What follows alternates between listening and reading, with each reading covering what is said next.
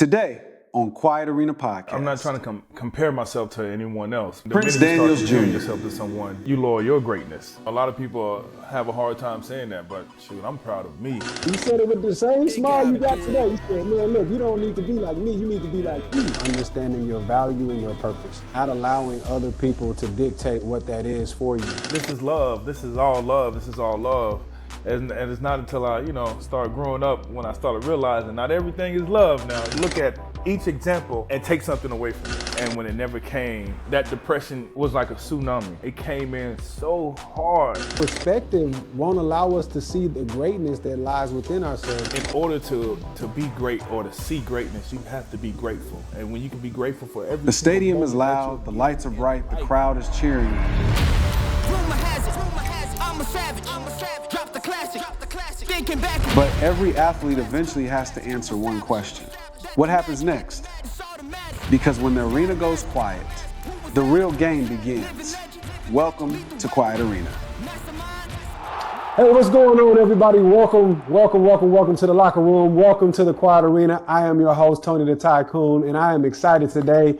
Not only do I have a mentor, not only do I have a family brother and a friend, but I have somebody that is extremely intelligent when it comes to wisdom, when it comes to finding peace. So I got to do my read off right. So today's guest is someone whose story is not just about what he did in the game, but who he became after the game changed. Prince Daniels Jr., also known as PJ Daniels, walked on at Georgia Tech and earned everything that came after. He became one of the best running backs in school history, set a bowl rushing record, got drafted by the Baltimore Ravens, and reached the level most athletes dream about. But the real story begins when the dream didn't last the way he imagined. Injuries changed the path. The game got quiet, and the identity he had built through football was tested in a way most people never see. But through battling depression and stillness and finding meditation and mindfulness and deep personal transformation, Prince rebuilt his life from the inside out. Now he's an author, a mentor, a husband, and a co-founder of Game Beyond the Game, helping athletes, leaders, and high performers understand that power means nothing if you don't have peace. So this conversation is about identity, transition, healing, purpose, and learning how to master the game within. PJ, my brother, I appreciate you being here, man. Welcome to the Quiet Arena. Hey, man, thank you so much. I need you to introduce me at every single thing that I speak at, man. That was beautiful, man. You said power means nothing unless you have peace. Yes, sir. Man, that's so beautiful. Thank you so much for the intro. I'm happy to be here. I'm excited. It's a beautiful moment for me, and let's get to the good stuff. Yeah, man, let's get into it. Well, look, so your story is powerful, man, because you weren't handed your path. You walked on at Georgia Tech. Mm-hmm. You became one of the best backs there, set a bowl record like we talked about earlier. Yeah. You got drafted by Baltimore. Mm-hmm. When you look at that full journey now, what does that represent to you? It represents who I am, my personality. Just that working, it wasn't, I wouldn't define it as hard work. I just define it as me just being me. Whether the work was easy or hard, I just did it. And those accomplishments are just a result of the work that I put in. And I'm grateful for it. And I'm just proud of me. A lot of people have a hard time saying that, but shoot, I'm proud of me. I'm proud of what I've done and what I've did, who I am and where I am in my life. And that takes a lot of work as well, because we tie our worthiness in what we do, but we've been worthy since we came out the womb. And what happens is when you lose that identity, when you realize that you are worthy, but you lose it, you have to go back and find that. And you don't need a reason to know that you are worthy. Just know that you are worthy because you were born, because you are here, because you have the light within to help you become the individual that you are destined and purposefully to be. So everything that you just named off, it's just a testament of who I am and what I've been through, and I love every step of the way of the journey. Yeah. Like, man, it's so interesting, man. We have an interesting and unique connection because of the fact that not only are, that we go to the same school, man, we grew up in the same area, man. SWAT. You know what I mean? Dubs up, baby, never down. But like, man, we played on the same team in high school. So like our paths, had crossed when we were youth, man. And Absolutely. I can remember when I first stepped foot at Elsing High School in A-Lee, Texas, man. You were that guy. Like PJ Daniels, we ran the triple option because of PJ Daniels. You know what I mean? Like at the end of the day, you give the best player the ball. And like I remember, man, coming from middle school, I was one of those, high, talented guys coming to middle school, but like now I'm in high school. Now I'm 14 years old and I'm like, man, that's PJ, man, that's James, man, that's Big Winston. Like, I'm like, man, bro, these cats, these are legends to us as middle schoolers looking at high schoolers. And I come in the gym and you talk about that work ethic, which I want to dive into. Yeah. And man, you in there putting up weights. And, I'm in there lifting and I'm doing something wrong and you come in there and help me. You ain't have to do that, man. You just took a liking to me. And I asked you, I said, man, what do I got to do to be like you, man? What do I got to do to be successful? And you was like, no, the first thing you said is, no, man. And you said it with the same smile you got today. You said, man, look, you don't need to be like me. You need to be like you. But what you need to find success is just to work hard. Just work hard. And man, like, it's so funny, like how we can get something that young from somebody and those simple words carry us through life, man. So where does that come from? That hard work, that work ethic, wanting to see others succeed. Where does all of that come from? Man, it really comes from love. And just being able to love myself so much that I don't care. I'm not trying to compare myself to anyone else, because I was always told the minute you start comparing yourself to someone, you lower your value. You lower your greatness. And so I'm not competing against someone. And someone can be thinking that they're competing against me, but I'm not competing against them.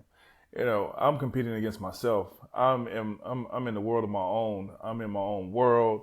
I just see things, and greatness recognize greatness. And so I was able to recognize that greatness at a young age. So when I saw you coming in, you was already tall. You was taller than everybody. It was like, man, who is this dude? You play tight end? Oh yeah, you going to the league. That's like just from your height, right? Yeah. But when God gives you, the physique, the build, you still have to sharpen your iron. You still have to work on your talent, and you still have to put the hard work in. And so, the whole hard work came from my father, who is an immigrant. He's from Ghana, Africa, Ghana and Togo, Africa. So I'm Ghana and Togian. And so that work ethic was instilled in me at a young age. But I enjoyed just getting better, seeing myself get better. And I also enjoyed seeing someone else work to get better. And if I could correct them or just give them some advice to help them spring or catapult to the next level, man, that gave me the most joy.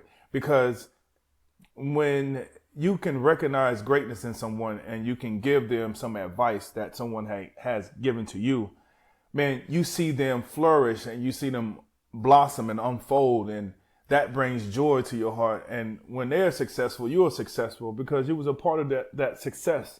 And also they remember those moments, and those moments are building blocks for us to reach a supreme level of success.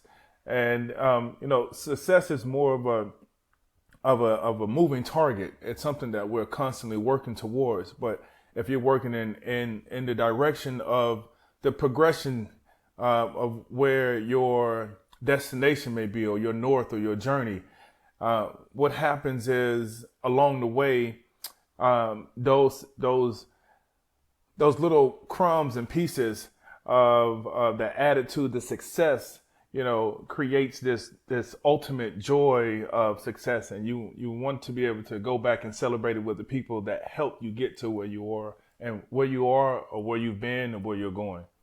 That's so good. Yeah, man. Like, I guess it's like the proverbial saying, "What good is it to reach the mountaintop if you're the only one enjoying the view?"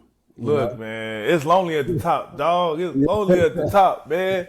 And I want to be with my friends, and enjoying life, and speaking about those lows and those highs, because you have to, when the odds are against you, when you're at a disadvantage, and when I say when the odds are against you, when you're at a disadvantage, I'm talking about in a system that was created, that we were born into. So see, I don't want to go too far, but what I'm saying is a system was created before we were born. And so when you're born into the system was made to be against you, so you do not prevail. You told me something a long time ago that made me realize, like, oh my goodness, man, the value and your worth, right? And I remember the thing that you shared with me when we was adults was that we were never,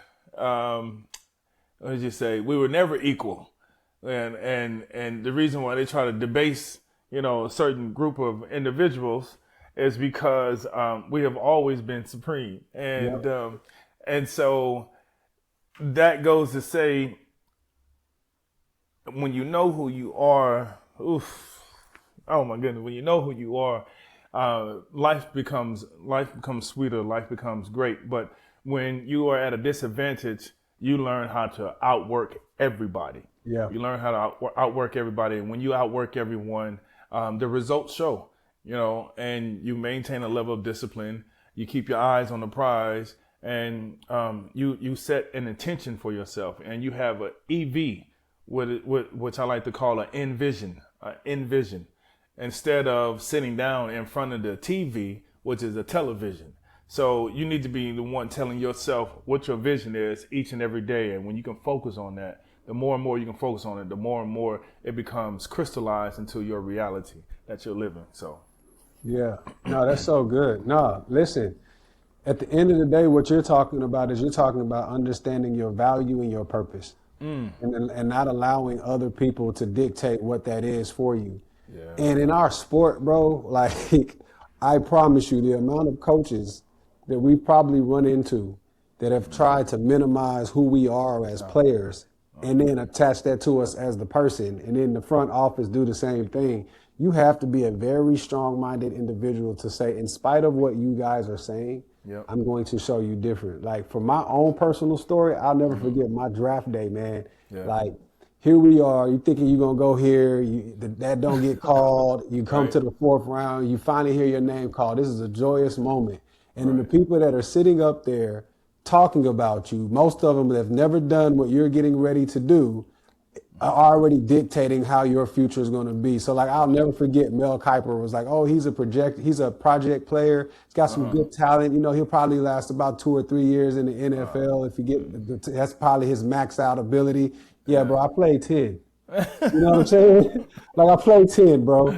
But I always kept that in the back of my mind on, what gives you the right to think that you can dictate somebody's vision or somebody else's future, man? Like, you're not God. And I always think about that moment, Because they've never been there before. Yeah. They've never been there before. They don't know what it takes to get there or go beyond.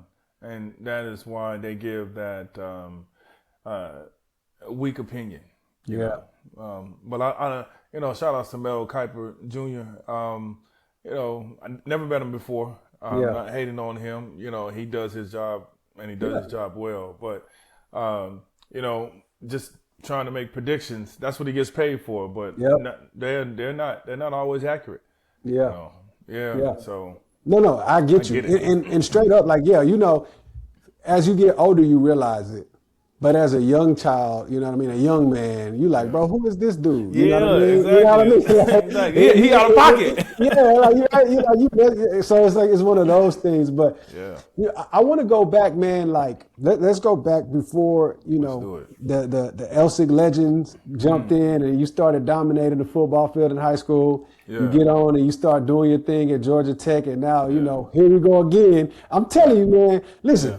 Baltimore should have got you and ran the triple option. Because when you went to you was at Elsig, you was at G Tech, bro, they was running that jump, bro. We know we getting the ball, 30, 40 carries a game. But before all of that, man, who was PJ when the game was still shaping him? Man, that's beautiful, man. I was a light being. And when I say that, it was just, I just came into this world from a different, with a different perspective, right? You gotta, my mother grew up, she was the one sister with 4 brothers. So that was a down south, upbringing.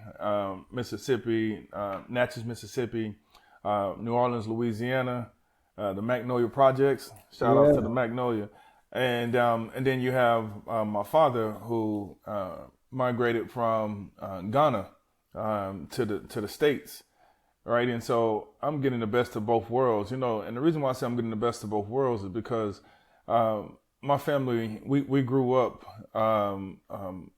somewhat wealthy, and then it was taken from us. So, however, what I can appreciate about that is the gene of the slave gene passed down to the next generation and to the next generation. For some reason, it bypassed me, right? And so, and then I have a father who comes from a country where they just gained their independence, their freedom, and so my father, he never really experienced that tragedy in America, what the melanated Americans will go through. And so when you merge these two individuals, right, you get someone like myself that comes out and is just happy about life and was here, just different. Everyone used to always say, man, you're different. Well, you're always smiling, you always light up a room. And it wasn't the physical part of me, it was the light that was within me. And so I carried that light, and I've always carried that light, and it's always shined brightly. And as I became older, I began to understand the weight of having that light and holding it up and allowing it to shine. But man, who I was is just a younger version of the refined me now. Just a happy individual, wanting to see everyone do well, seeing the good in everyone, and just reminding everyone you gotta, this is love, this is all love, this is all love. And it's not until I, start growing up when I started realizing not everything is love now. You gotta have a balance, baby. Especially growing up in the SWAT, growing up, I grew up in Mississippi, my younger years, Mississippi and New Orleans. And so, I had a community. That was a beautiful thing for me. I had a community. So I was really naive when it came to racism, when it came to bigotry. Because I was sheltered, and I had a village that raised me. Seeing four uncles, all of them strong, married, kids, women. So I had 4 examples of strong males in my life, and then my father, and then my mother remarried. So I always had strong men in my life, no matter what. So I was always course corrected, or never really had to correct me. It was just, I could see and I can look at each example and take something away from them. And so that's what allowed for me to progress and prevail faster than my peers.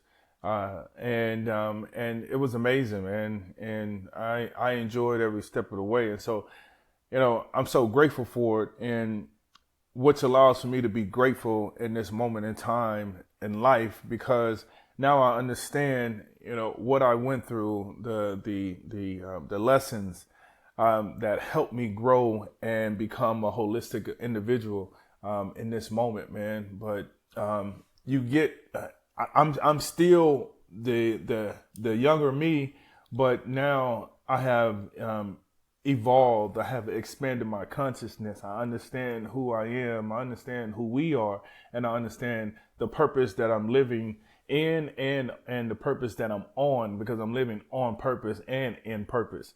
So, and it's me spreading love, spreading kindness, reminding people, like, go within to find yourself, because once you do that, no one can undo that.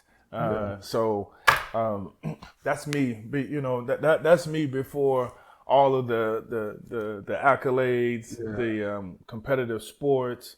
It's just me, just a happy individual, just understanding how to be happy in this lifetime. So when you think about, because you touched on some interesting topics there about having strong men in your life, not having the basically talking about the slave mentality, like that, having that beat inside of us as children, like, oh, okay, here's history, Black history. We were slaves and we fought and found freedom. Like, that was never your story. Your story was all about freedom, was all about liberation, and you had representation of that.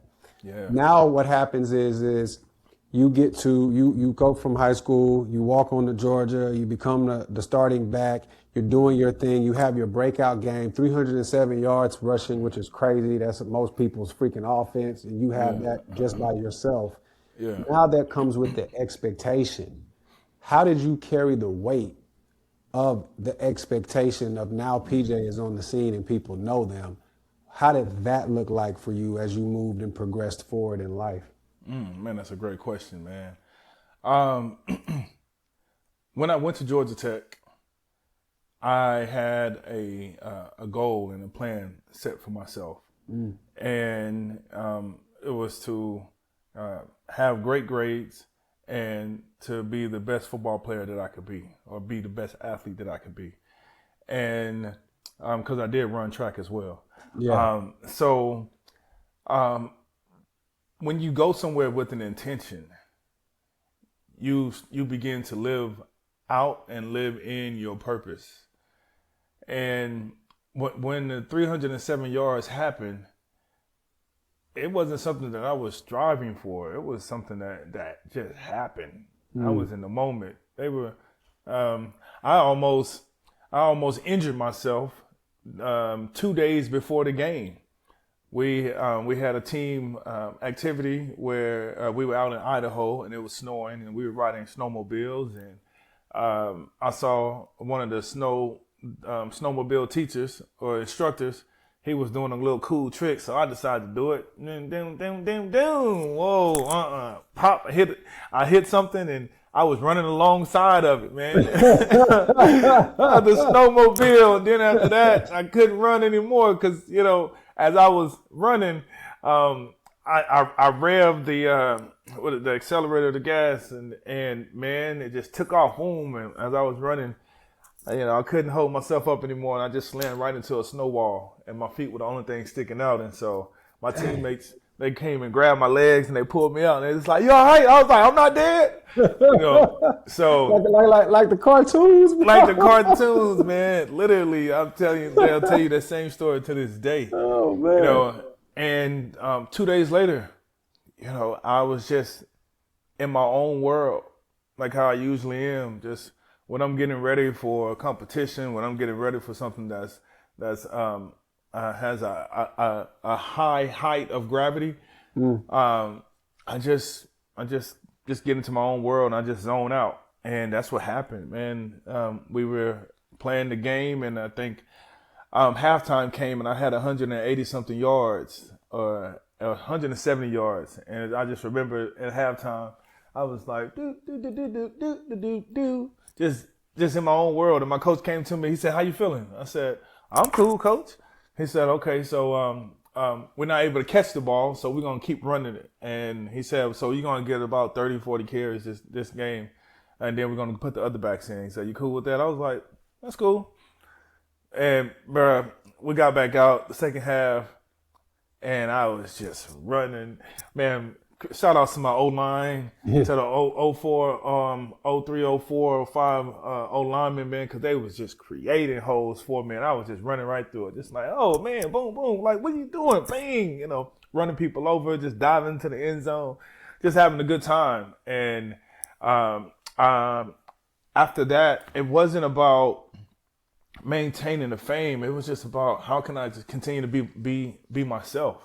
That was it, because that's what got me there, and not being concerned about the ancillary things, the commentary, comments, it's just continue to focus on me, right? But now you have so much more stuff to focus on. You got interviews, people know you here and there.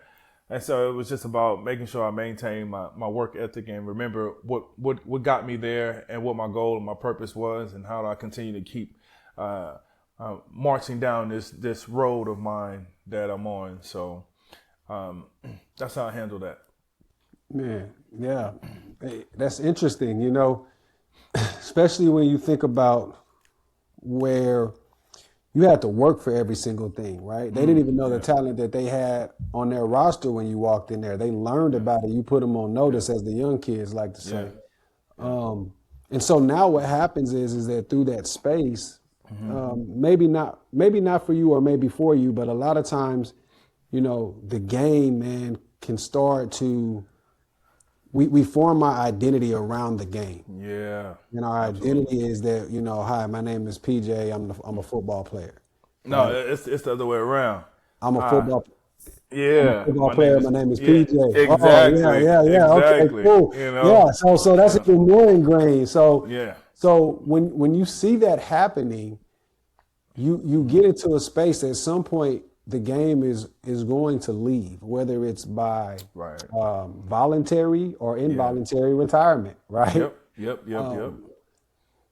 For you, when did you start to realize that the thing that you had identified yourself in for so long was now getting ready to be a point to where it no longer was going to hold you? You were going to have to let it go.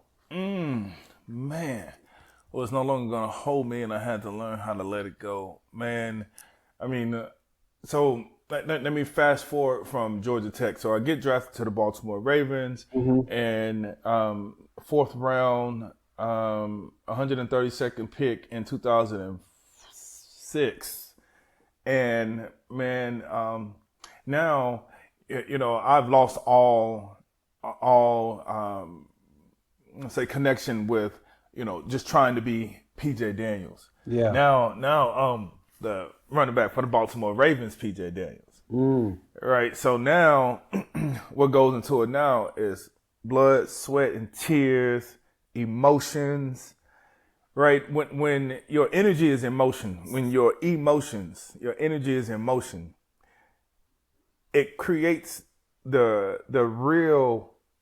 reality or the realness of your life that you're living in. It creates the realness of your reality, right? And so, if you think about it, things are not really real until your emotions get into it, until your emotions are invested or involved in it, because now it becomes a real thing. Because you can create, there's a connection that you can always go back to. You can always remember something that's traumatic. You can always remember something that's depressing. You can always remember something that catches you off guard or by surprise, something that had saddened you, something that made you so jovial.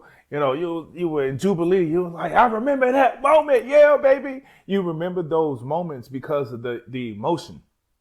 And so when you're working extremely hard, working, wanting to be the best version of your profession, not a best version of yourself, but I mean, in there you are the best version of yourself. That's what you're working on, but you become the best version of your career, of that character. in that moment in time in your life. And so what happened was injuries, just small nagging injuries caught up to me just because I only had one speed and I was just always going hard.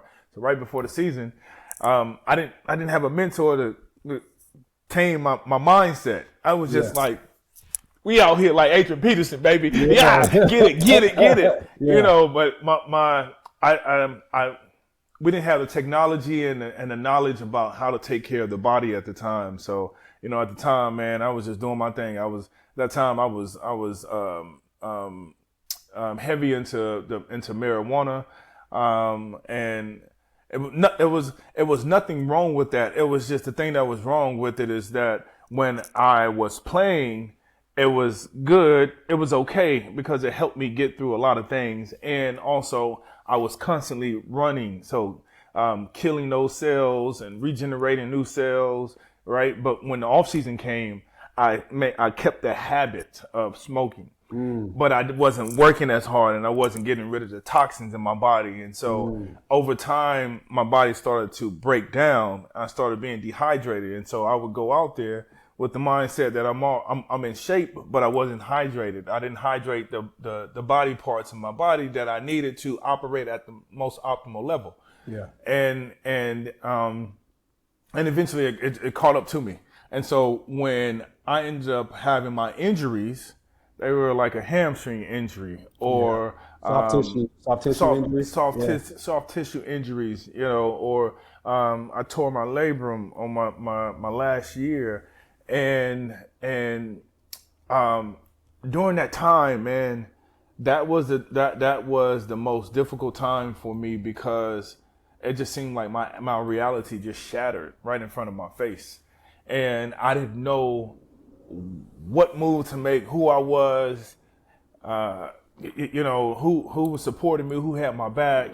And the first thing I did was, you know, I did what I knew. Like, once you let go from a team or from the organization or from the NFL or from a professional sport, you cannot go back to them for support because they just made a business move.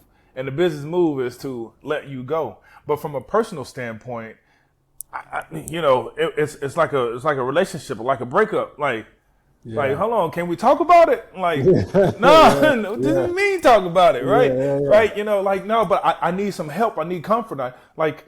I've never been in a relationship where, you know, I am the one that's being let go, and then it's like, nope, we can't reconcile. We cannot talk about anything. We done.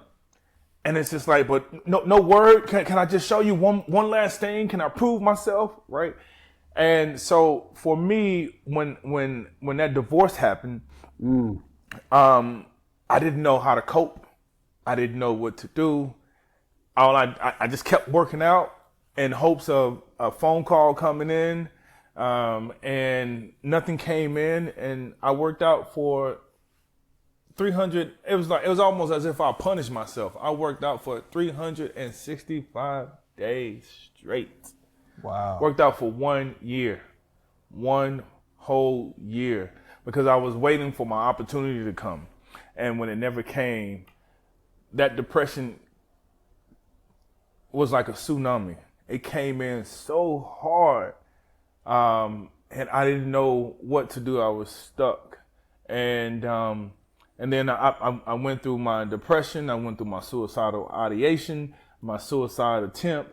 And then after that, just, you know, pretty much killed off my old self and was able to resurrect myself when I went to the monastery, and really started to look within. But to bring it back to answer your question, when did I let it go? I had to let it go when I had to realize that it no longer served me. I was just holding on to a memory, and that memory is going to always be there. But it's about how I look at the memory and how the light was shined upon the memory. And so, you know, a lot of times when you know, we have to go through darkness to get to the light, and most of the time we have to go to the darkness to get to the light. That's how we came into this world. Yeah. But for me, I struggled, really shining when the light was shined upon that memory, because I was only able to see it one way. But then when I was able to expand my consciousness and angle myself just a little bit, maybe 1 to 2 degrees, I saw that same memory in a way of that was for me, and it was to help me to get to where I am in this life in today. And so what I realized is that light creates awareness for you. And when you are able to see things from a different vantage point, you can see it from a different perspective. And when you see it from that perspective, now your mind becomes illuminated, and your mind connects with your spirit or your soul or your heart. And from that point on, you start to see like the grandiose plan that was set out for you. And you start to realize that there's so much more to this life, and football or professional sports wasn't the all be all, and there's so much more that we can do within ourselves, with others, to make your life better and to make this world a better place. That's so important what you said, man. I appreciate you sharing that, because you not only talked about making your life better for you, but making your life better with others. I believe when athletes transition, man, they truly struggle with that. Oh, man. Because they're in a space of embarrassment. They're in a space of shame. They're in a space of that like pride. A lot of retired athletes deal with a lot of pride. Yeah. I had a buddy of mine that I reached out to, and he was talking about, how he struggles sometimes with the financial stuff. And I was like, bro, that's the reason why I'm creating this group. Yeah. The school community athlete circle, that I created that through Quiet Arena. I created Quiet Arena to do this, to have a platform for us to talk about. Because I don't believe athletes really understand who they are as it pertains to, not meaning like their purpose or things like that. That part I know they don't, because nobody talks about that. They don't even give you the understanding on where to even search to find your purpose. Absolutely. I'm speaking to the thing that you've already did. You look at your tenure or your time frame at that level and say, oh, well, I really didn't do that much. But what you don't realize is that just by you being on a roster, wherever that time frame was, bro, that automatically puts you in the 1%. 1%. You're a 1%er. Yep. So imagine being a 1%er talking to the average person, trying to help you figure out life. It's just not going to work. So like stuff like this helps, because it's like, hey, here's somebody that not only had to get it out the mud, got it out the mud, and not only did he went from a college not thinking he was worthy enough.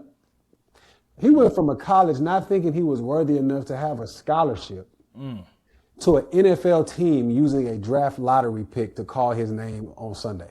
Come on, bro. What are we talking about? Come on, man.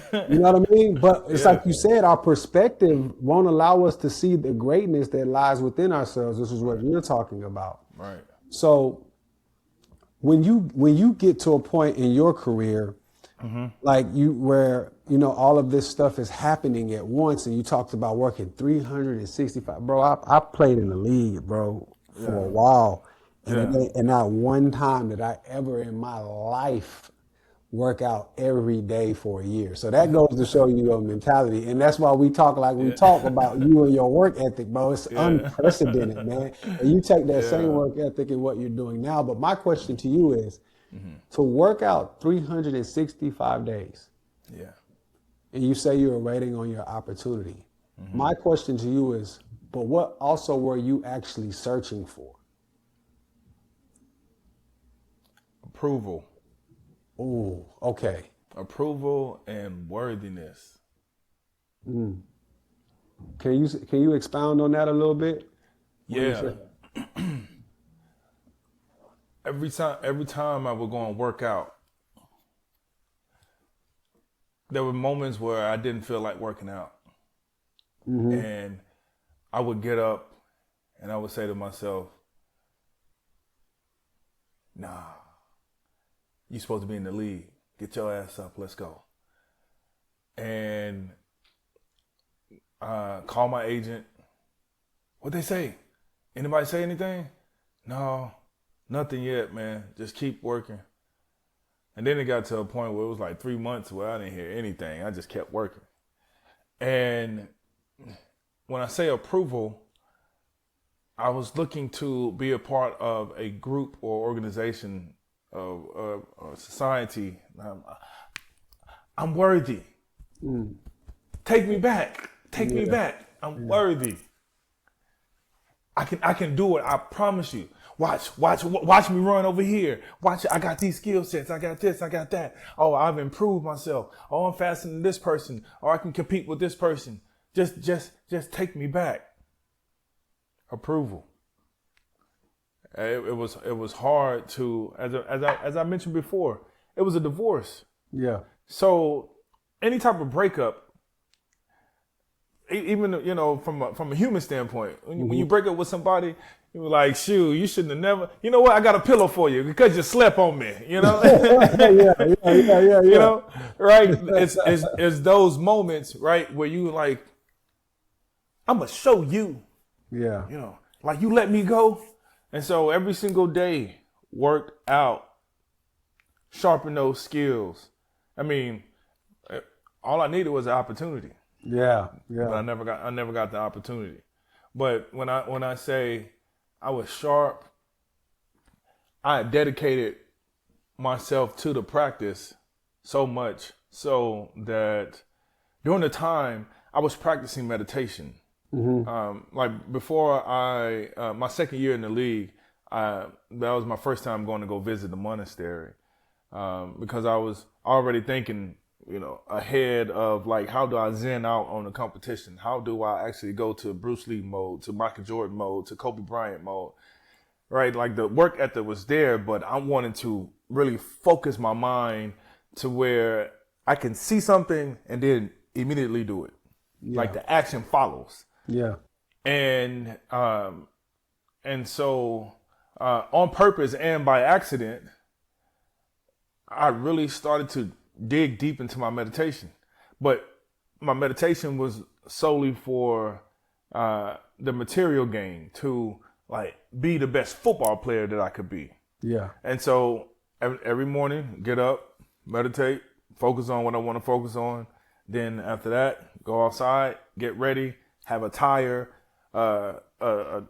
behind me, and I'm running through the field, doing moves, break out, boom, you know, get somebody to toss the ball to me, just doing all the things that I wanted to do and I needed to do to get back on that stage. However, that never happened, and so since it didn't happen, man, it just created a void in my life, and I didn't know what to do from there. So I just felt a good analogy is in the movie Get Out, Jordan Peele movies, Get Out, when I think the mother was making a noise with her cup. Yeah. And she was making that sound, and then he fell into the couch, and he was in the abyss, and he was falling backwards. That's how I felt.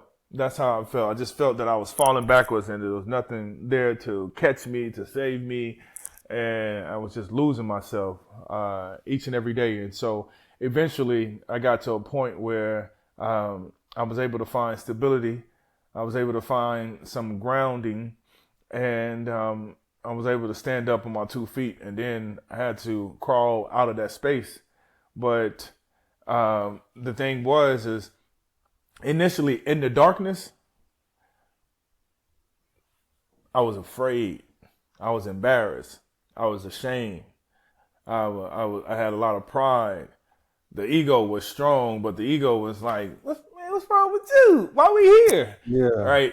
But eventually, everything settled, and I wasn't afraid to be in darkness anymore.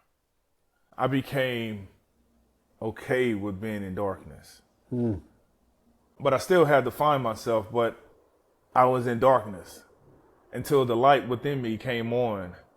And then I was no longer in darkness, but I was illuminated, and my spirit was awakened again. And I saw things the way that they were, and I saw the potential in things as well. And I saw the infinite possibilities that we could live in. And that is what I began to do. I started to live in that space of infinite possibility, and really enjoy, every single moment, because that is what we're living in. We're living in moments, and each moment is the next moment, and the next moment, and the next moment. And so I learned how to enjoy each moment, and that is how I came to this like supreme level of gratitude, where I'm just like operating like, man, in order to be great, you have to be grateful. Yeah. And I'll say that again. Let me say that one more time, because that's strong. That's strong. That's a power. In order to be great, in order to see greatness, in order to be great, you have to be grateful.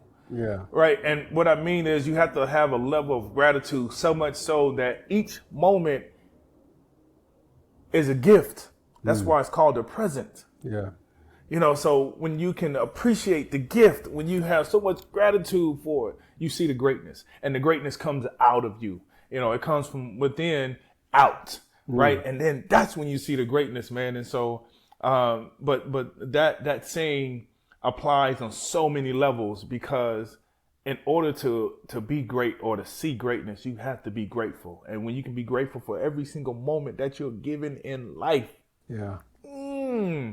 like something, the light within shines bright, and then you go and do exactly what you're supposed to do. Yeah. No, that is so powerful. Like I well said. I agree with you 1,000%, man. One of the things that I've learned that is in alignment with what you said is that, people want to create this particular way of life that they want to live. But what I've come to discover is that you cannot create anything extrinsically that you are not intrinsically. Right? Like you can only create that life extrinsically of that which you are intrinsically. Like, and so, and it's so interesting because from a biblical standpoint, every way that the world works is the opposite of what the Bible says to do. So for example, in the world, you get stardom and fame and elevation through how loud you are, or how talented you are, or how much attention you can grab. You see social media and all this is all about grabbing attention, but in God's world, it's the opposite. You rely on doing the things in the dark, like you talked about, following His will, helping other people, servicing, and those things might not have light shine on them, but you continue wisdom, right? You gain wisdom, and in wisdom you become a subject matter expert. You go deep into the things of what it is that He's purposed you for, so that now when He elevates you, the world is in awe of all of the wisdom that He's giving you, but it's because He elevates you. You didn't elevate yourself, and so that's a part of it too. When you think about, one of the things you talked about was when you first started meditating, you were doing it as the athlete to be able to be a better athlete. And you talked about getting into that space. Tim Grover wrote a book called Winning, so Tim Grover, for those that may or may not know, he was the trainer for Michael Jordan, Kobe Bryant, all of these greats that we see. He was their trainer, right? Before training was cool, right? And so he wrote a book called Winning. And in that book, he talked about the zone. And in the zone, that's that place that you get into to where everything is effortless, right? And so we would see that with MJ, right? The Brian Russell, I call it the crossover because I'm a fan. I'm not a fan, I'm a supporter. Others call it the push off if you went to Utah, right? With the Michael Jordan, he hits the jumper baseline shot. The Kobe Bryant and the game winner, the clutch game winners, he calls it the zone, getting in the zone. That's what meditation was doing for you. Yeah, absolutely. When you think about, you talked about being in the silence. What were some of the lessons that you learned in that darkness that allowed you to first be okay and then discover that light within so that now you would be able to help other people discover that same light within the darkness of what they're dealing with in their lives? Boy, your questions are supreme. I'm not dead yet. That was the first thing. I'm not dead. And also, why am I afraid of the dark? We were programmed to be afraid of the dark from inception. I wouldn't say inception, but during our childhood years, from the movies that we watched, from the Disney movies that we were programmed to watch at school. What was available for us on TV. Yeah. Right? It gives you this notion that whenever it's dark, you got to be afraid of the dark. And after, my nervous system was, so frazzled and erratic, I had to learn how to be still. Yeah. In the darkness. The darkness is no different than the light. And once I became familiar with the darkness, it wasn't bad, and that was what I kept telling myself, like, this is not bad. This is not bad. Initially it was bad, but eventually it was like, this is not bad. And if I can still find love in the darkness, I'm good. Fact. And that's what it was. I was able to find love in the darkness, and I started to realize, like, there's no need for me to be afraid. So once I stopped being afraid, then I started becoming, more joyful. Well, I'm appreciative of being in the darkness. Right? I had to run a psychology test on myself, where everything that I was saying negatively to myself, I had to show up in a way of just saying, how about I do this? See, I'm about to drop a jewel, because this is what I give to my clients when I'm coaching them as well. I told myself, all right, anytime anything good or bad happens to me, I'm going to say, TYG. Thank you, God. And when something bad happens to you, we always ask, why, God? Why? When something good happens to you, we're like, thank you, God, appreciate you, And I was always wondering, like, why do we always say when something bad happens to us, why? And what I started to realize in my practice as a student of the practice of meditation, we're on an infinite journey, so we're constantly growing. And so in order for me to get out of this dark space, I needed to be thankful for every single lesson, for every single thing that happens to me that God has given to me, because it's giving me a lesson, and I need to learn from the lesson. And so when I started to say, thank you, God, when good stuff and bad stuff happened, I started to rise, and not just rise, but I started to gain this level of knowledge, and that knowledge applied became wisdom. And I started to see every single move that I would make was a move that would take me not just 2 steps ahead, but 10 steps ahead. And I began to realize that there's a light within. And in order to activate that light, you got to stay in your highest good. Yeah. You got to tap into your inner G, your INNER capital G, your inner good, your inner greatness, your inner God, your inner goddess. And when I started to develop that new habit, that new skill, everything around me changed. The way I started seeing things changed. And the way I started to use my words began to change. I became conscious of things, and And then I started reminding people, like, this is another jewel that I drop on my clients. Don't have a good day. Make a good day. Let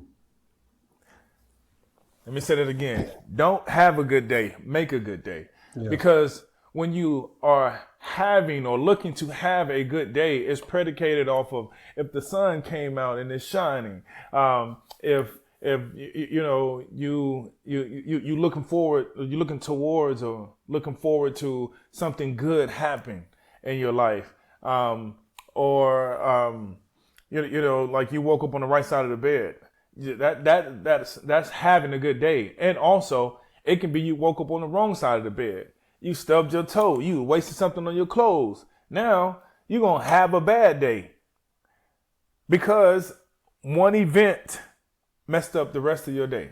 Yeah. But as I mentioned before, one, we are artists and we have a canvas, a blank canvas. So draw your picture. And we're creators as well. So draw your picture. Next thing is life is lived from moment to moment, and those moments are measured by seconds, and those seconds equal to minutes, and those minutes go to hours, and those hours go to days, and those days go to weeks and months and years and so forth, right? So when you understand it from a micro perspective, then you have to understand it from the macro perspective as well. So what I began to understand was that we have moments in our day. We have moments in our lives, and life is lived from moment to moment. So when you make a great day, it's not depending on if that one moment that you had was bad, it's going to spoil the rest of your day. It's a moment. When the bad moment happens, man, thank you, God. What is the lesson that I need to learn in this moment? Okay. All right. You learn the lesson quicker.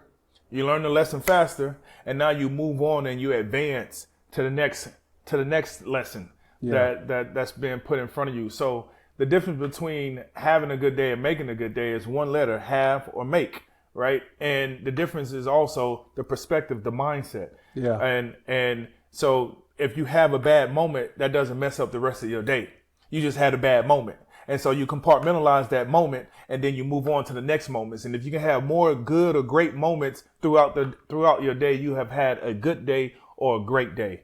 And I'm gonna stop right there because I had a testimonial video where this guy, he came up to me, he was crying, and he said, man, when I heard you say that, don't have a good day, make a good day. He said, man, it prepared me for when my job laid me off. I didn't know what I was going to do. I knew it was coming, but I didn't have the right mindset. He said, you changed my whole perspective, man. And he said, I just wanted to share that with you. He said, I saw you a half a mile down the street and I had to run over here. And he had tears in his eyes. I was like, man, I appreciate it, man. I was like, you about to make me cry, man. Yeah. But he said, I just want to let you know, he said, your words changed my perspective. Wow. It expanded my consciousness. And he said, for that, he said, I am forever grateful to you. Thank you so much. Wow. And it's those things that we become aware of when you gain the knowledge, when you gain the wisdom, apply it, and you will start to see how your life unfolds in the way that a flower unfolds in the morning time when it gets the things that it needs, the water, the sunlight, and the soil. Yeah.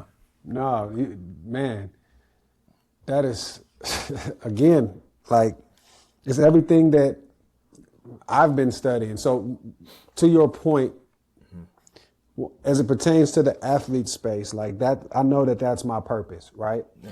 And so the thing that I've been locked in on and aligned with is this thing, it's a psychological term called athlete identity foreclosure, or AIF for short. And it deals with the athlete's identity being stamped at a young age as an athlete, that this is what they're engulfed in and wrapped in, and they've never had what other people have had, which is called the identity exploration period. So in the identity exploration period, it removes the contracted nature of just being one thing, right? So that's why you can see some players who are really good at sport, but they're like, I'll give you a prime example. This is a guy, and we joke with it to this day, Michael Huff. Michael Huff used to be a safety at Texas. Huff, And he was right? drafted in the first round. He won the Thorpe Award, and he was drafted in the first round I remember Huff. by the Oakland Raiders. Yep. Here's what many don't know. Mike didn't even like football. He was just good at it. Mike was a track guy, right? And he had other interests, and he dove into those interests often. Like, he just played football because he was good at it. So for us who are locked into the game and we die for this game, right? Mike was like, oh, no, not at all. No, as a matter of fact, my leg hurts. I'm not playing this week, right? And we could not understand it. But what had happened was the way Mike grew up, he grew up where he played and did so many different things that he never attached his identity to the sport. This was just something that he did, and he had that lesson early. So when the transition period happened for him, man, he went right on to doing what he's doing, and now he's one of the liaisons at the University of Texas, right? So knowing that, I'm hearing you speak, and it's like, man, okay, I've been locked in, which I'm supposed to, on the identity foreclosure for athletes, but you have the game beyond the game, where your platform's not just dealing with athletes, your platform is dealing with high achievers, your platform is dealing with executives, business owners. Yeah. A lot of similarities between the athlete and the corporate world, high level corporate world, is they focus a lot on performance and not the inner work. With you being a life coach that specializes in that space, what are some things that you are seeing that causes the disruption in their mind when the thing that they are doing no longer exists? Disruption in their mind when the thing that they're doing no longer exists. Meaning they don't get any more gratification from doing the exact same thing over and over again? No, meaning that doorway that they were operating in for so long. For instance, I was the CEO of tech company 3000 for 15 years. All of a sudden, out of the blue, I get fired. And like now I'm aged out of the market now, so nobody's hiring me. So what am I supposed to do now? Like the athlete, like the how identity you dealt with crisis. it. Yeah, identity crisis. Like Yeah. So, the thing that I see is that, again, it's like an unexpected divorce, right? They didn't think, they thought the relationship was good. But it's a great analogy, by the way. It's perfect. It's a perfect analogy. Yeah. Right. And so, what I see, especially with my clients, my previous clients, what I see is that they feel that they have to rebuild themselves, and because there's a status level that you feel that you've lost. And they have to reinvent themselves, rebuild themselves, right?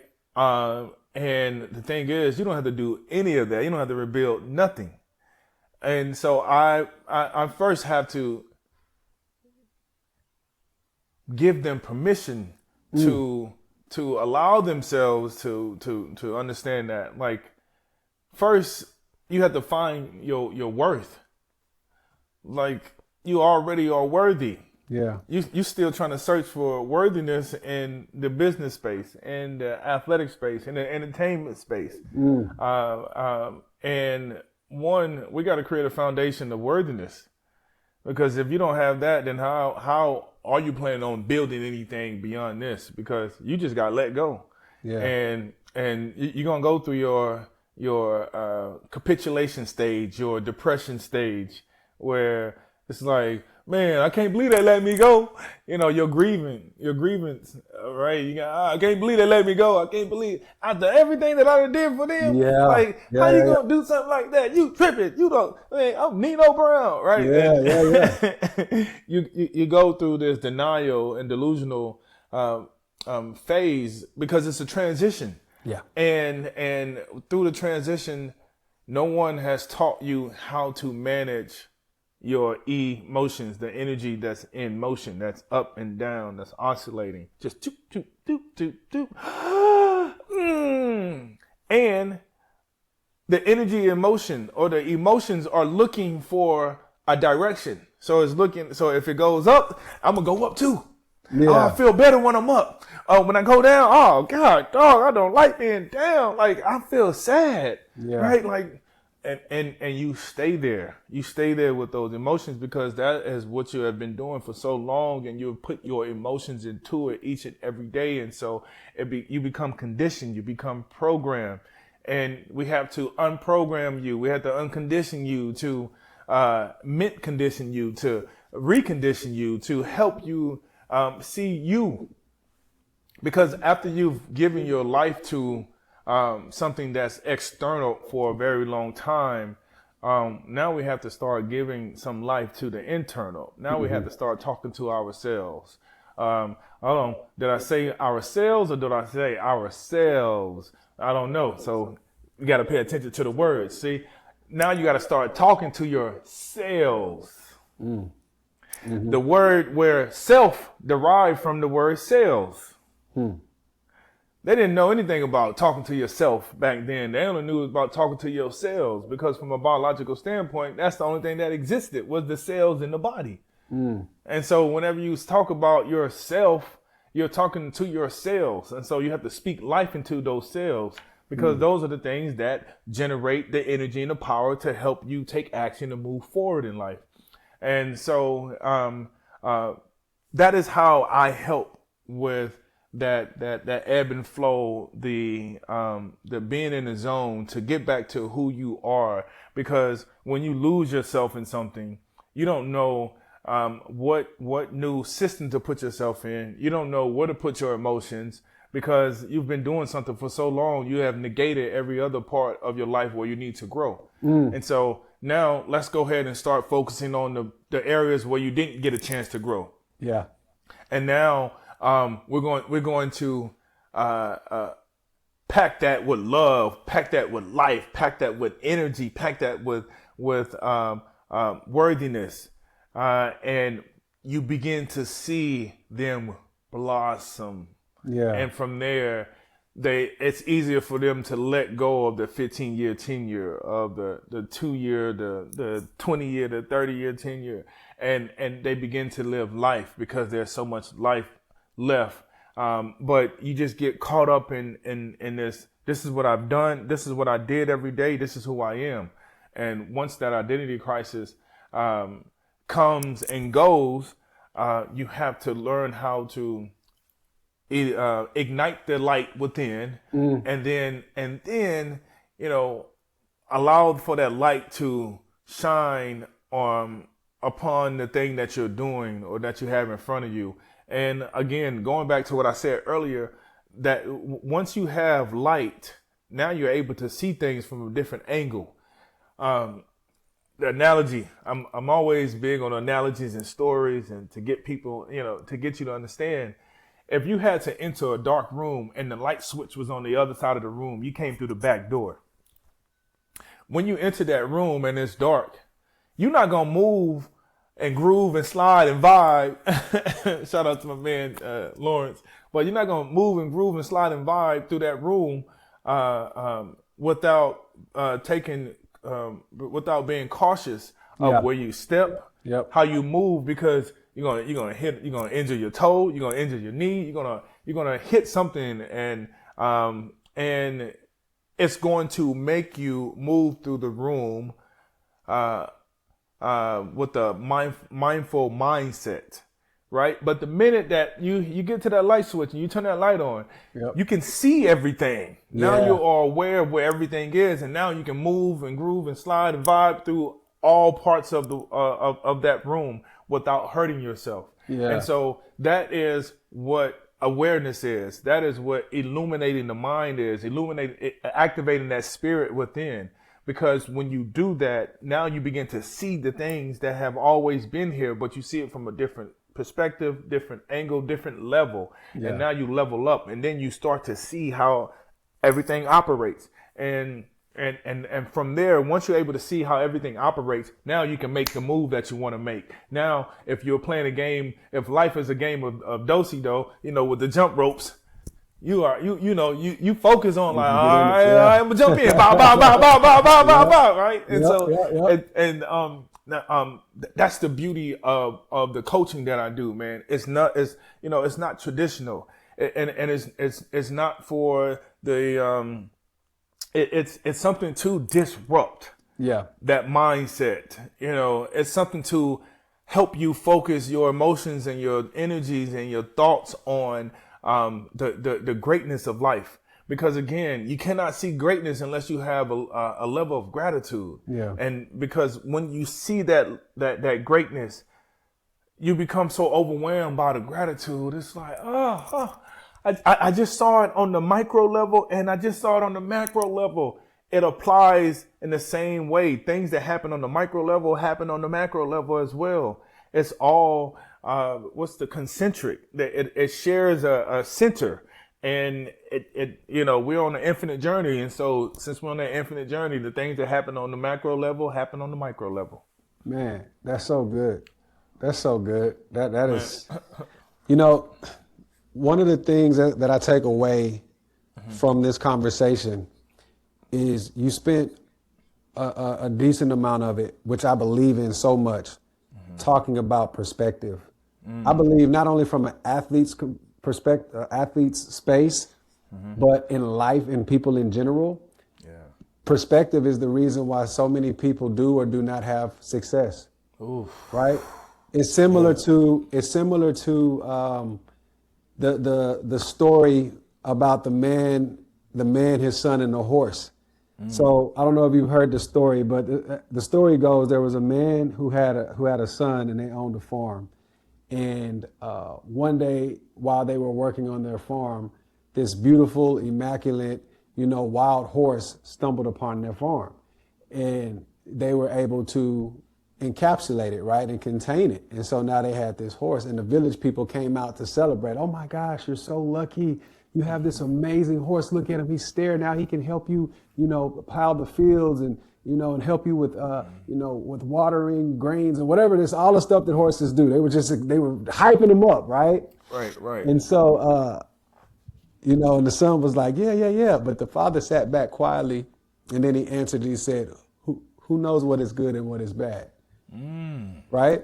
And so now, the story goes, a month later, the son is out there because the horse is wild. He's trying to, to break the horse and tame the horse. Yeah. And as he's on the horse, he falls off and he breaks his leg. And so now the village people come out and they're like, oh my gosh, I don't know what's going to happen to you and your farm. This was your only son. He was, he was part of the muscle that helped build everything for the farm. Like, what are you going to do? And as everybody's throwing this pity party, the old man sits back and says, who knows what is good and what is bad? So then like a few months later, there's a war that breaks out in the land. And so now the people that own the land and own the territory, they're coming in and they're snatching up all of the sons to fight in the war. But when they get to the son's house with the broken leg, he can't go to war. So all the village people come out, it's like, oh my gosh, you're so blessed, you're so lucky. Our sons had to go to war, but your son, because of his leg, he didn't have to go. And they're all talking about how lucky the man is. You know what the man said? Who knows what is good and what is bad? What the story showed is like you had all of these different scenarios, but he stayed aligned with the same perspective. Everything is happening for the good of his will, right? And so when we have these perceived notions of this is good or this perceived notion of this is bad, we don't know that. We don't know if that is bad because that could be the thing that's happening that's cultivating us internally, like we talked about, to be able to get us to some other aspect of life that he wants us to live. But if we sulk in and we're not able to see and be grateful for the opportunity to experience this moment, then bro, we'll never get to that lesson. Like I can only imagine if he would have told Joseph all the stuff that he gonna do to him before he made him second in command in Egypt. Joseph been like, yeah, I'll pass, bro. I'm good. Yeah, this whole, getting thrown in the hole by my brothers, getting beat up by my brothers, getting my coat ripped up. I like my coat. Lord, my daddy gave me my coat. You know what I mean? Now I got it. Now I'm a slave in Potiphar's house. I'm like, now I'm winning. Then his wife lie on me. Now I'm in jail. Then they leave me in jail. Like, nah, I'm good, right? But he had to go through that and just have faith. And I think that a lot of times we hear people say they have faith. But the question I asked them is, how do you know you have faith if it's never tested? Like you got to have it tested. And so, I'm so grateful of the stuff that you have gone through in your life to get you to this point, whether it's perceived good or perceived bad, because now you're building the game beyond the game. Yeah. And so as you think about that, when you look at your work, right, you're an author, you're a mentor, husband. We talked about building the game beyond the game. My question to you is, what are you intentionally creating that goes beyond anything that you've accomplished on the football field? First, I'm gonna dip into my spiritual bag. Yeah. So I'm working on the next lifetime through deep meditation. The things that I'm doing today are helping me work on the next lifetime. So that's one, and that's game beyond the game, where I'm striving beyond this current world that we're in, this current reality that we're in, this current realm that we're in. I'm striving to go beyond it because I've been guided and coached from the headmaster monk and the monks that live at the monastery. Yeah. Two, giving the game, because that's what game beyond the game is about. Giving so much game, and not just the game, but giving the game and then making them take the action. Right. We can tell. We spoke about it earlier. How you have these commentators, voicing their opinions, but they never played a down of football or a down of basketball or a baseball or hockey or go down all the professional sports lists. But just giving people the game in life to be able to live a supreme and divine life that helps them grow and expand consciously and be what they were meant to be while they were here. And so we do that at Game Beyond the Game from a business perspective, from a spiritual perspective, from a financial perspective, from a health perspective. We give that game because we understand the struggles that people go through. We understand that the struggle that organizations go through, and we understand how these problems that occur are the same problems that everybody incurs or presented with. And so what Kendrick Lamar used to say, everything on earth stays on earth. And it's so true. But my goal has always been not to think like a human, but to think like a God, to think, what would God do? And God is not non-judgmental, and is love. And so when you walk in the light, the truth, you begin to see that. You begin to walk that that life that you've envisioned. And so my goal, my wife, she has different goals, but we work together in the most beautiful way. But my goal is to achieve nirvana and go beyond this life. But while I'm here, I want to impact people. I want to impact I shouldn't say people. I want to impact human beings. Yeah. I want to light their candle. because the light in me and the light that I have can light a number of candles. And when people are ready for their wick to be lit, allow for me to impact them and light that candle so you can burn and at the same rate that I'm burning, and also have the knowledge and the wisdom to really live into your purpose. Yeah. You know, so we're just giving you the game beyond the game, man, and that's it, man. And so, you know, what our company, what we do at Game Beyond the Game, we architect transformative experiences and retreats for organizations, high performers under that umbrella is lawyers, doctors, professional athletes, entertainers. I mean, man, you name it, man. So it's a beautiful life, man, because for a long time it was a struggle on identifying with what I want to do and who I am and how I want to help people and how I want to show up for people. And so, and also, you know, a melanated brother, you know, trying to teach people about meditation. I had this beautiful experience at the monastery. Now I want to come back and just share it with everybody. And, you know, sometimes the information is not well received because it seems like it's a taboo, or it's a foreign or thing, or it's a woo-woo thing. And, you know, the things that I've experienced and that I've seen, the magic that I've seen, the miracles that I have seen, and in real time were so intense and so impactful that I could not get it out to anyone else. And so the only thing that I could do was cry, because I was so overwhelmed by, like, did that just happen?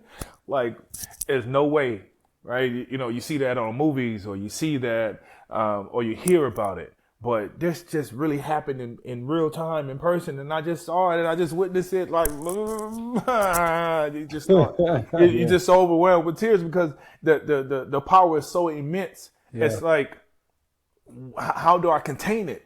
You know, and I couldn't contain it because it was so immense. And so I had to release it, and tears just started pouring out. But then it goes back to, how do you become comfortable in the dark? Well, you sit, if you sit with it long enough, everything settles. Yeah. And you let go of the opinions, you let go of the judgment. And what did you say? What did the Father say? Who knows what is good and what is bad? Mm-hmm. There you go. So how do we know that the darkness is good for us or bad for us, right? Yeah. You know, and so once you let go of those notions, once you let go of that programming, that conditioning, and you see things for what it is. It is. It just is, yeah. Yeah. It just is. Bro, I'm with you. I'm with you. And when you see for things for what it is, it becomes a beautiful thing, or not a beautiful thing. It just is. Yeah. No, I love that. Go ahead, man. I love that. No, man, I love that. Like, no, listen, there's nothing to say after that, bro. Like, I hear what you're saying. Yeah. And what I've come to understand and what I've come to discover is that unless you speak the language, you can never understand the beauty in it. Right? For instance, we don't speak, you know, at least I don't speak Chinese. I don't speak Spanish. I don't speak Italian. But to those individuals, their language means something. It tells a story. And so for those of us who have found purpose, who have found light, who have been enlightened, we see things at a different level. We love at a different level. We think at a different level. Absolutely. And the thing that's so interesting is because of what people perceive success to be. You believe that success is about the materialistic things, and you can have somebody who's doesn't have as much materialistic things, but they have spiritual and internal wealth. Ooh. And that impacts way more And here's the thing, this is not just me speaking. There is what I always mess with my kids about, man. I have factorial proof, right? Yeah. You look at Mother Teresa, you look at Mahatma Gandhi, you look at Martin Luther King, you look at Malcolm X, regardless of how you believe, if he was radical or not. You look at the movements, you look at the Black Panther Party, you look at the best, in my opinion, that has ever done it, Yeshua Mashiach Mahimashai, or what the world might know him as Jesus Christ, to where his lessons are still being taught thousands of years later. The brother was a carpenter by trade. Yeah, he was the son of God, I get it. But by trade, my man was messing with boards and nails, right? Right. And there were Pharisees and Sadducees that had way more wealth, right? And had perceived power. But he had wisdom. And as we get older, we start to understand that wisdom is the principal thing. And with all our getting, get understanding, because then we can, when the right word is fitly spoken at the right time, it stands out like apples of gold upon a silver painting, man. It really does. So, PJ, man, I appreciate you, bro. Oh, man. We have a signature question on the Yes. Quiet Arena podcast. We have a Yes. signature question. This is our closeout question. All right. So here it goes. I don't want to close it out. When the arena goes quiet, what part of you remains that the game could never take, and what are you building with it now? Man, the part of me that remains is the life. And and when I speak about life, I mean it like that's the best way to describe what I'm saying. The game never took the life out of me. Man. And so that remains. That's going to always be there. Always. Because no matter what, when you get close to me, when you see me, when you touch me, my energy resonates with you at such a high frequency. Sometimes it can make people feel uncomfortable, or it can make people feel extremely worthy and very intoxicated and high. The last part of the question, I believe you. What are you building with that right now? Oh, what am I building with that? Yeah. Oh man, I am building a eternal fortress. Oh man. Where where it's impactful, not just years from now, but impactful right now. I get an opportunity to give it to my kids. And so my kids' and my kids' kids can have it. I get an opportunity. I'm sorry, did I say kids? I didn't mean to call my children, I didn't mean to call my daughters small young goats. Yeah. Because that's my children. Even my children. I'm just gonna go to my daughters. I get a chance to give my daughters exactly what they need. I get a chance to pour into them. And so what I'm giving is all of me and the best of me, and that's all that I can give. So I'm not trying to walk in the shoes of Jesus or be this or be holier than thou. Yeah. No, I'm still learning and I'm still growing. But I enjoy the growth, the journey, and I enjoy my purpose that was given to me.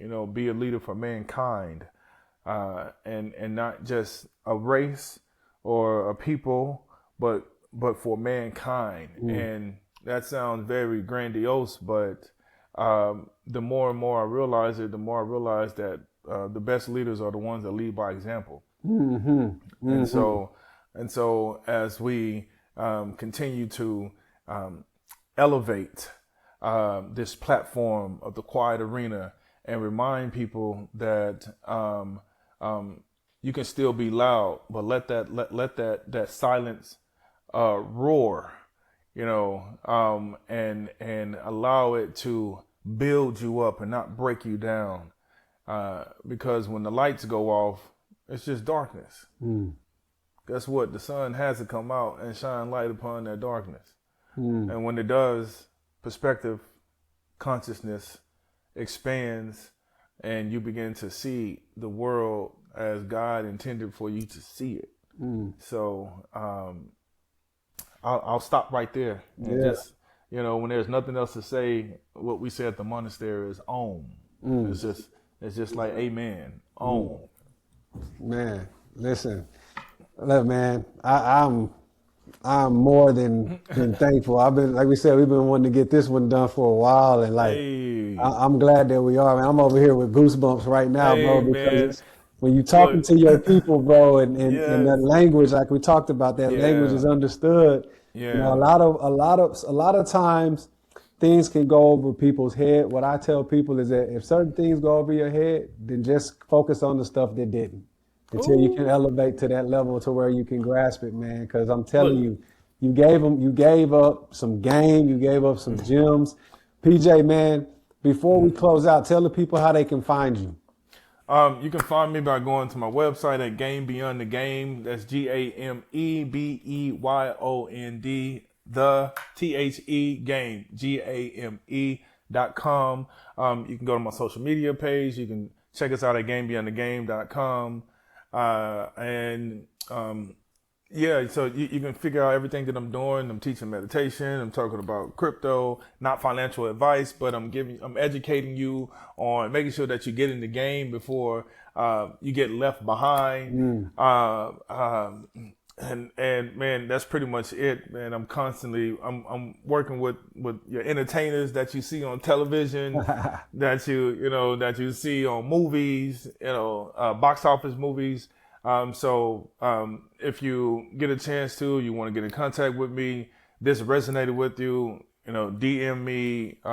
It may take me a while to get to you, but I'm just living life, man, and I'm just enjoying this life.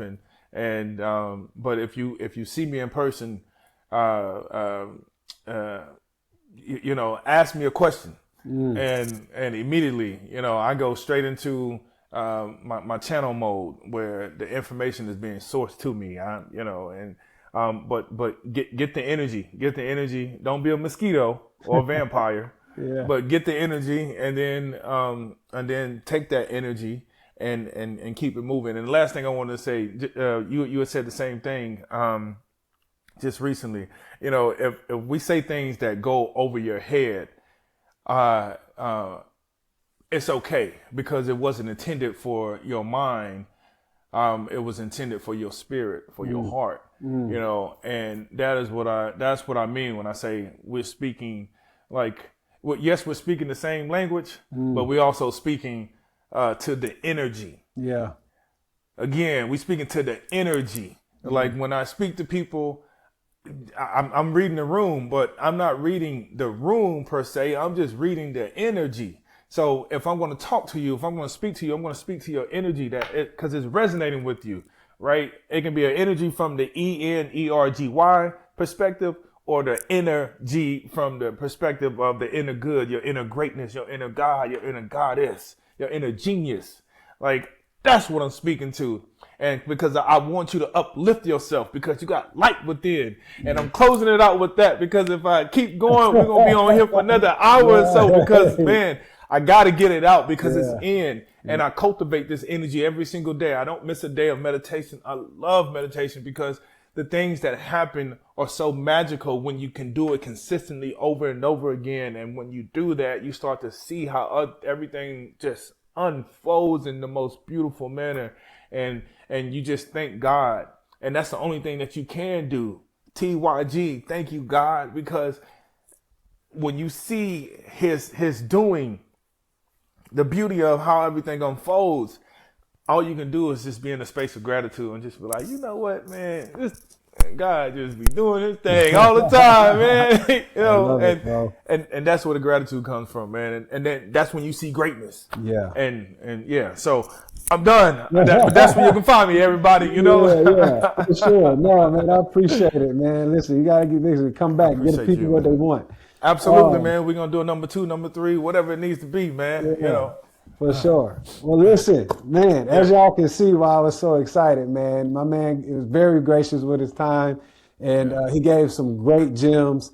And so if conversations like this moved you, then what I need you to do is I need you to go to the quietarenapodcast.com. If you're an athlete and you're battling anything, you're in the transition space, you're in the identity exploration space, you're dealing with trying to identify purpose, you're dealing with the financial situation, whatever that may be, I need you to go to the quietarenapodcast.com and join the athlete circle. In the athlete circle, we're talking identity exploration. We're talking purpose alignment. We're talking finances. We're just having conversations about what does it feel like doing one thing for so long and now no longer able to do it. What does that feel like with individuals who have been where you are and have found the other side of it? So if that's something that interests you, I need you to go to quietarenapodcast.com. And also, if you want the merch that matches the message, go to quietarenapodcast.com. Go check out the merch. As always, thank you guys for joining us. Thank you for my guest, Mr. PJ Daniels. And as always, man, you are always invited to the locker room. You're always invited to the Quiet Arena. It is your man, Tony the Tycoon. I'm out. Living legend, lethal weapon, mastermind, never tried, tell 'em all.